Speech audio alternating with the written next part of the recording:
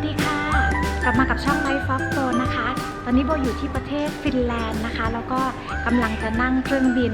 สายการบินฟินแอร์นะคะกลับไปที่เมืองไทยนะคะเดี๋ยวอยากจะพาเข้าไปดูในเลาจ์ก่อนว่ามีอาหารอะไรบ้างแต่ว่ามีเวลาแค่แป๊บเดียวนะคะเพราะว่าเมื่อกี้เนี่ยนั่งเครื่องมาจากบูดาเปสต์นะคะมาถึงฟินแลนด์เนี่ยเครื่องดีเลย์นะคะก็มีเวลาแค่แป๊บเดียวแล้วเดี๋ยวเราก็จะไปดูกันนะคะว่าบนเครื่องบินเนี่ยเป็นยังไงบ้างนะคะของสายการบินฟินแอร์ค่ะ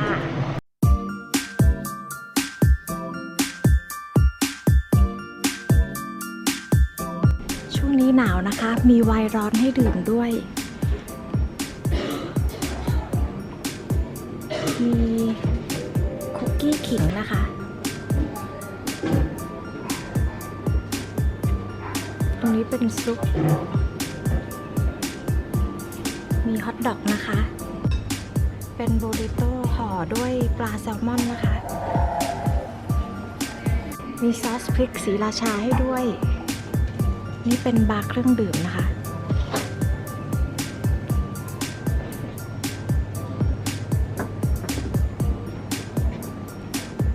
นี่ของหวานตอนนี้ประมาณ4 ทุ่มนะคะแต่ว่าร้านที่นี่ปิดหมดเลยนะคะสนามบินที่นี่ค่อนข้างจะเงียบนะคะตอนกลางคืนเดี๋ยวเรากำลังจะขึ้นลำนี้นะคะ Thank you for your patience. Finally, we can start the boarding with group number 1 and business class. I kindly ask you to open the picture page of your Hello.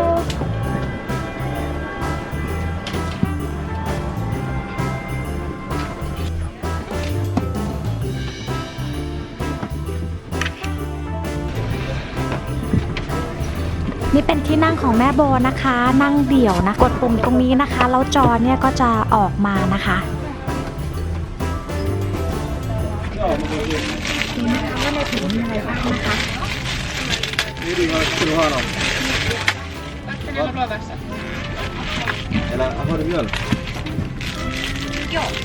มีแป้งสีฟันกับยาสีฟันนะคะ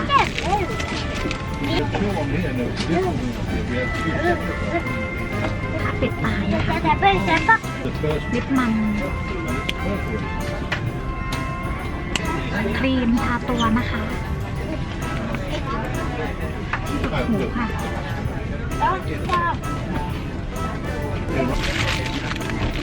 มีรองเท้านะคะ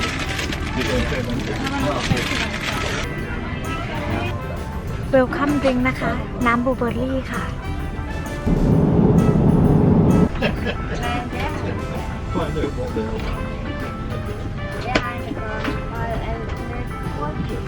ตรงนี้มีที่เสียบหูฟังนะคะ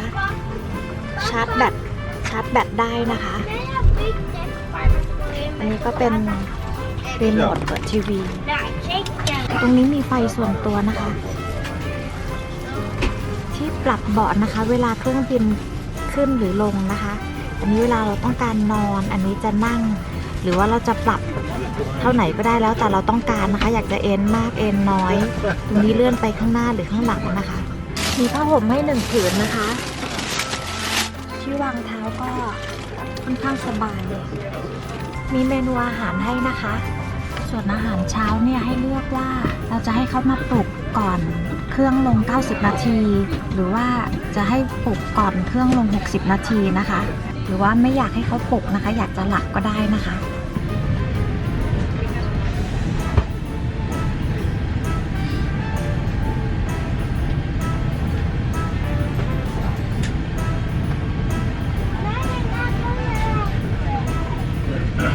ตรงนี้กดขึ้นมาแล้วก็จะวางแขนได้นะคะ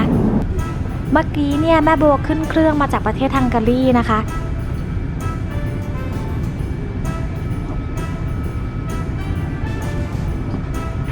มาถึงฟินแลนด์แล้วตอนนี้เนี่ยก็จะนั่งเครื่องจากฟินแลนด์กลับเมืองไทยซึ่งจะใช้เวลาเดินทางประมาณ10 ชั่วโมงนะคะ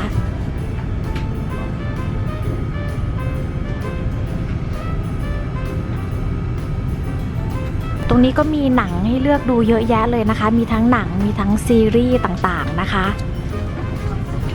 ใครเบื่ออยากเล่นเกมก็ได้นะคะนี่ก็มีเกมให้เลือกเยอะแยะเลย ใครอยากฟังเพลงก็ได้นะคะ มี J-POP K-POP มีภาพเครื่องบินจากด้านบนด้วยนะคะ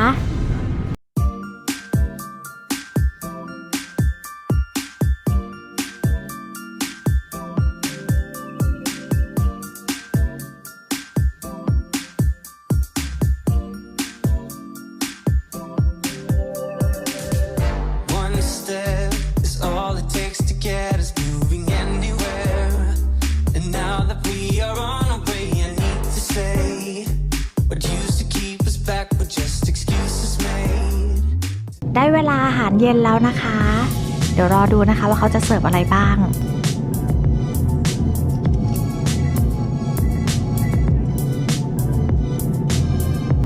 นี่เป็นสลัดปลาแซลมอนนะคะ มีรสชาติของขิงอยู่ด้วย แล้วก็มีมายองเนสนะคะ กลมกล่อมอร่อยมากๆเลยอะค่ะ อาหารเย็นนะคะเป็นปลาคอสในครีมซอสนะคะ แล้วก็มีผักโขม รอของหวานมาเสิร์ฟนะคะ ของหวานนะคะเป็นชีสกับแยมค่ะ มีของว่างวางไว้นะคะ ใครหิวก็มาหยิบตอนไหนก็ได้นะคะ ได้เวลาไปแปรงฟันเตรียมตัวนอนแล้วค่ะ พามาดูในห้องน้ำนะคะ ตรงนี้เป็นโลชั่นทามือนะคะ แล้วก็มีสบู่ล้างมือนะคะ นี่เป็นเฟรชเชนเนอร์นะคะแปรงฟันก่อนนะคะ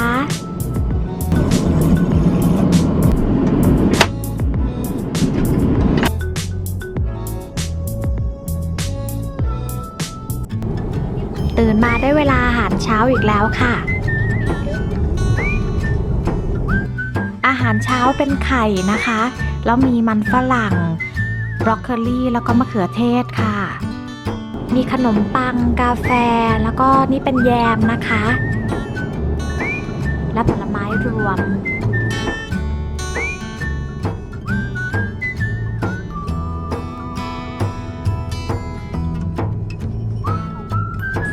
มีไอติมแจกให้ทานด้วยนะคะ แม่โบเลือกทานไอติมรสนมนะคะ